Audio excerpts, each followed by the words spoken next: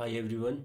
So I welcome you all in our new video on the daily news analysis of the Hindu newspaper, and I have tried to put some important MCQs based on today's news headlines in our issue for the day of the Hindu newspaper for UPSC as well as state services aspirants. है ना? So let's just start. Our first question is pretty much simple, that SCO Shanghai cooperation organisation headquarters is located in Beijing, है ना? ये आपको पता होना चाहिए, नाम से लगता है कि Shanghai, even though both the cities are in China but still, है ना? एंड आपको SCO का बैकग्राउंड पता होगा, मैंने शायद ये अब बिकॉज ये न्यूज़ में रेगुलरली, तो मैंने ये कवर किया हुआ है पिछले कुछ वीडियोज़ में।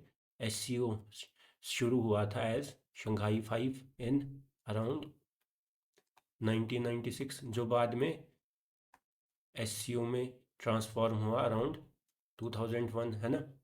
शंघाई 5 मतलब इसमें 5 कंट्रीज़ थी, आपको पता होगा, रशिया, चाइना, किर्गिस्तान, तजिकिस्तान, ये सब, है ना?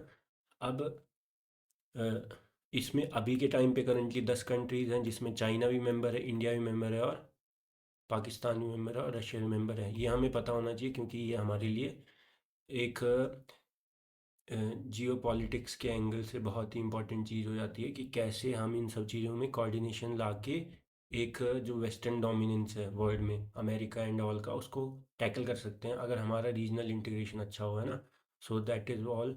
सो second question is pretty much simple, factual question. The Raman Magsaysay award, है ना, which is also known as Asia का नोबल प्राइज़, है ना, Asia's Nobel prize, it is presented on August 31, है ना?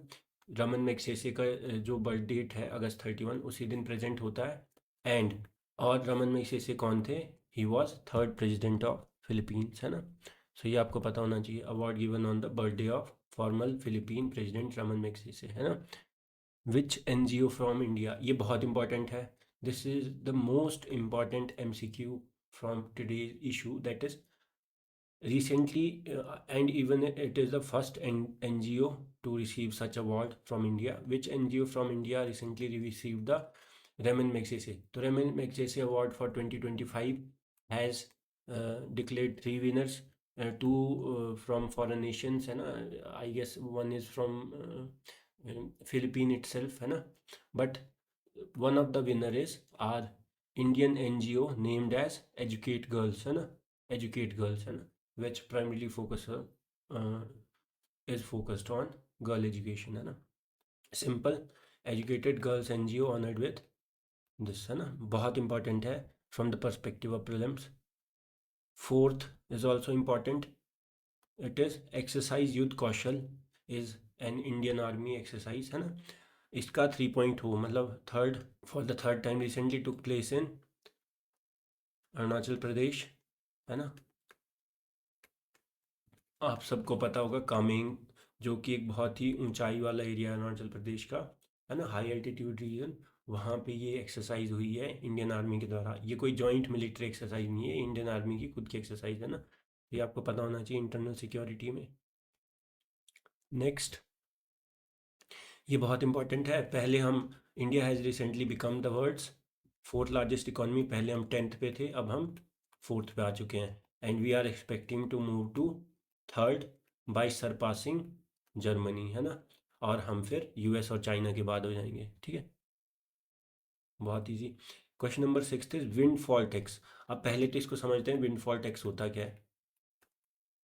देखिए, नॉर्मल कंडीशन में कंपनीज को उनके प्रॉफिट पे क्या मतलब टैक्स लगाया जाता है, कॉर्पोरेट टैक्स, ये सब, है ना, या मतलब एक्साइज ड्यूटी, कुछ भी, मतलब जो भी ऑयल एंड गैस कंपनीज या कोई भी इंडस्ट्री। अब कई बार क्या होता है, वर्ल्ड लेवल पे प्राइस फ्लक्चुएशन, अगर वर्ल्ड लेवल पे, कि मान लो जो है, मतलब जो ऑयल है, ऑयल प्राइस मान लो मिडल ईस्ट में बहुत ठीक है, लेकिन किसी कंट्री में बहुत महंगा हो जाए, तो क्या करते कि इंडिया के जो प्रोड्यूसर्स हैं उनको इंडिया में अगर 1 लीटर पे सिर्फ मान लो 15 रुपये मिल रहे हैं, और फॉरेन में उनको 1 लीटर पे मिल रहे हैं 25 रुपये, तो ये कहाँ बेचना चाहेंगे? यहाँ बेचना चाहेंगे।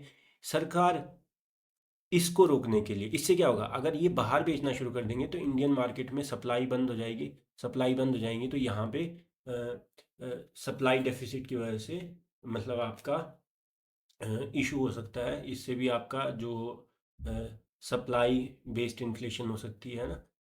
तो अब देखो ध्यान से, ये यहाँ पे बेचना शुरू कर देंगे फॉर देयर मतलब प्रॉफिट है ना, ग्रेटर प्रॉफिट। अब इसको रोकने के लिए इंडियन गवर्नमेंट क्या करती है, इन पे टैक्स लगाना शुरू कर देती है। इन पे टैक्स लगाएगी इनकी अर्निंग पे, तो क्या होगा, बात वहीं पहुंच जाएगी, इसलिए इनको लगेगा कि बाहर बेचने से अच्छा है यहीं बेच दें। तो windfall taxes usually imposed on profits of oil and gas companies. Profits मतलब कि एक्चुअल में ये ऑप्शन थोड़ा पूरा नहीं है, प्रॉफिट तो नॉर्मली होते हैं उन पे नहीं अप्लाई होता, but it is some kind of extra tax and is levied when unprecedented। कैसा, अनप्रेसिडेंटेड या abnormal, मतलब कि जिसका हमें कोई आइडिया ना हो वैसा कुछ प्रॉफिट हो जाए कि एकदम से ही प्राइस फ्लक्चुएशन हो जाए, और बाहर बेचने से क्या हो रहा है सीधे मतलब ट्रिपल और 4 टाइम्स प्रॉफिट हो रहा है। तो उस केसेस में क्या होता है कि एक्स्ट्रा टैक्स लगा दिया जाता है ताकि सप्लाई इशू ना हो लोकल मार्केट में, है ना। And it is due to global price fluctuation. यहाँ पे भले यूजुअली बोला है मैंने, actually it can be applied on other industries too, है ना, बट मेजरली ये यूज़ होता है profits of oil and gas companies में। Question number 7 pretty much simple। Minimum number of employees required for an establishment to be covered under ESIC, employees state insurance corporation, है ना। आपको पता होगा ESIC और EPFO जॉब फार्मलाइजेशन में दो बहुत मेन कंपोनेंट्स हैं। EPFO का भी आपको पता होगा, ESIC का भी आपको पता होगा। तो यहाँ पे मिनिमम नंबर ऑफ एम्प्लॉयज़ कितने रिक्वायर्ड होते हैं किसी भी एस्टेब्लिशमेंट को ESIC के अंदर कवर होने के लिए, 10 या 10 से ज़्यादा, है ना। ठीक है, बहुत ईजी है वेलफेयर स्कीम्स में। Next is your EPFO। The EPFO mainly provides, EPFO का क्या काम क्या है, EPFO का काम क्या है कि प्राइवेट सेक्टर में, देखो पब्लिक में तो फिर भी गवर्नमेंट क्या करती है, NPS ये सब चीज़ें मतलब जो भी है ना। तो यहाँ पे प्राइवेट में क्या होता है, बहुत सारी जॉब इनसिक्योरिटी रहती है, कई बार जॉब चली जाती है जो, तो उन सबसे डील करने के लिए। और इसका एक और दूसरा एस्पेक्ट है इकोनॉमिकली, वो मैं बताता हूँ। जॉब फॉर्मलाइजेशन के लिए क्या किया गया, ESIC EPFO, है ना, और जॉब सिक्योरिटी के लिए। अब EPFO क्या करेगा, EPFO में क्या होता है कि जो भी एम्प्लॉय है उसकी सैलरी में से कुछ अमाउंट मंथली, और एम्प्लॉयर की जो आपका एम्प्लॉयर है, रिक्रूटर है, वो कुछ कंट्रीब्यूट करेगा। वो पैसा फिर आपका EPFO फंड में जाएगा, फिर वो इन्वेस्ट होता रहता है, और बाद में वो आपको अगर आपकी जॉब चली जाती है उस केस में, जो अब आप जॉब ढूंढ रहे होते हैं बीच में, अगर आप अनएम्प्लॉयड हैं उस टाइम पे आप उसको यूज़ कर सकते हैं, या आप कभी भी बाद में एक स्पेसिफिक टाइम पीरियड जो भी उसकी टाइम होती है उसके बाद मेच्योरिटी के बाद आप उसको यूज़ कर सकते हैं, है ना।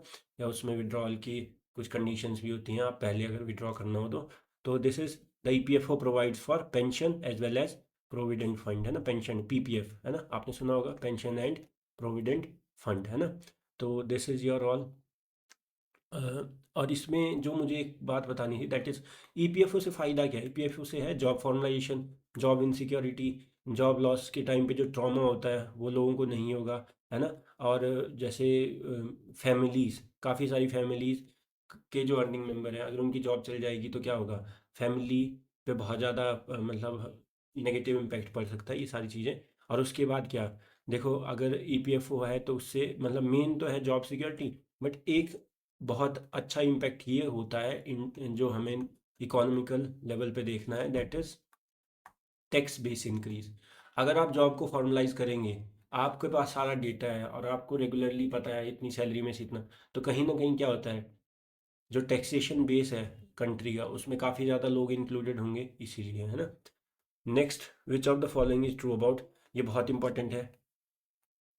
रिसेंटली 15 अगस्त में हमारे प्रधानमंत्री जी ने विकसित भारत रोजगार योजना अनाउंस करी थी, जिसमें क्या है देव कि इसका काम क्या है कि प्राइवेट सेक्टर में जो एम्प्लॉयर हैं, जो कंपनीज हैं, वो जितनी ज़्यादा जॉब क्रिएशन करेंगी उनको उसका मतलब आप इंसेंटिव देंगे, मतलब कि उनको प्रमोट, इससे क्या होगा कि उनको प्रमोट करें प्राइवेट सेक्टर वालों के कि आप जॉब क्रिएशन करो, लोगों को जॉब दो, है ना। लेकिन अब क्या होता है, एक और देखो, दो फैक्टर टैकल हो रहे हैं। पहला तो कि एम्प्लॉयर को प्रमोट करेंगे जॉब क्रिएशन के लिए, दूसरा फैक्टर है कई बार क्या होता है, काफ़ी लोग जॉब करना ही नहीं चाहते प्राइवेट में, उनको लगता है कि इसमें तो अपॉर्चुनिटी नहीं है, ये नहीं है, वो नहीं है। तो उनको प्रमोट करने के लिए क्या होता है कि प्राइवेट सेक्टर में फर्स्ट टाइम ज्वाइनी को around about the maximum that is 15,000 के आसपास का कैश इंसेंटिव मिलेगा। मतलब कि आप प्राइवेट कंपनी को for the first time join कर रहे हो, you will get 15,000 as a one time investment, है ना। तो कहीं ना कहीं क्या हो रहा है, पहला तो जो एम्प्लॉयर है उसको मोटिवेट कर रहे हैं कि आप भाई जॉब दो, हम आपको पैसे देंगे। कितना? 3000 पर मंथ पर एम्प्लॉय। मतलब कि देखो, इसमें क्या है कि 3000 पर मंथ पर एम्प्लॉय ये लिमिट है। दूसरा, जो एम्प्लॉय है मतलब जो जॉब में लग रहा है फॉर द फर्स्ट टाइम, ऐसा नहीं कि एक कंपनी चेंज करी दूसरी कंपनी, वैसा नहीं, फिर तो लोग कंपनी स्विच करते रहेंगे, ऐसा नहीं। फर्स्ट टाइम उसको क्या मिलेगा? 15,000, है ना, के आसपास कैश इंसेंटिव, है ना, 15,000 लिमिट। तो which of the following is true about प्रधानमंत्री विकसित भारत रोजगार योजना? That is provides financial incentives for formal job creation, job creation के लिए, है ना, मोटिवेट करता है और इंसेंटिव प्रोवाइड करता है। तो ये सिंपल है, मैंने अभी बताया। लास्ट क्वेश्चन है, अंडर पीएम विकसित भारत रोजगार योजना एम्प्लॉयर्स जो मतलब जॉब दे रहे हैं, जॉब क्रिएट कर रहे हैं, गेट इंसेंटिव पर new employ hired capped at this. अभी मैंने बताया 3000 पर एम्प्लॉय पर मंथ, है ना। 15,000 किसको मिलेगा? जो जॉब में लगेगा। 3,000 किसको मिलेगा? जो जॉब में लगवाएगा। पर ऑब्वियस सी बात है, इसमें कैप रखना पड़ता है, अदरवाइज क्या होगा, लोग तो जॉब में लगाते रहो फिर निकालते रहो, है ना, तो उससे क्या होगा, एम्प्लॉय को तो फायदा मिल जाएगा, वैसा नहीं हो सकता, है ना। और ये 15,000 वाला क्या है कि जो फर्स्ट टाइम किसी भी यूथ को, जैसे आज के टाइम पे बहुत सारे अनएम्प्लॉयड यूथ होते हैं जो प्राइवेट सेक्टर की तरफ नहीं जाना चाहते हैं, mostly because of the issue that they face is that कि मतलब वर्क आवर्स, है ना, वर्क लाइफ बैलेंस, फिर उसके बाद आपका जो इंसेंटिव्स है वो उतने हद तक नहीं है। जो प्राइवेट सेक्टर का जो भी मतलब मेन इंसेंटिव होते हैं, जैसे मतलब प्रीमियम इंसेंटिव्स, वो जनरली टॉप 1-2% जो लोग हैं, मतलब जो अच्छे कॉलेजेस से उनको मिलता है। बाकी के क्या होते हैं, जैसे टीसीएस वगैरह में आपको पता ही है ना। तो अब मुझे ये बताइए, 15,000 के आसपास क्या मिलेगा किसी भी अनएम्प्लॉयड यूथ को फर्स्ट टाइम प्राइवेट सेक्टर में ज्वाइन करने पर, है ना। तो इसका मतलब यूथ क्या होगा, मोटिवेट होगा कि हम ज्वाइन करते हैं, जॉब करते हैं, 15,000 भी तो मिल ही रहा है ना। तो इससे क्या होगा, फॉर्मल जॉब क्रिएशन होगा। क्या होगा? Formal job creation, unemployment issue कम होगा, जॉब इनसिक्योरिटी कम होगी, ये सारी चीज़ें, है ना। तो हाँ, I guess that's all for the day, है ना। So let's see you all in the next video, है ना। Thank you.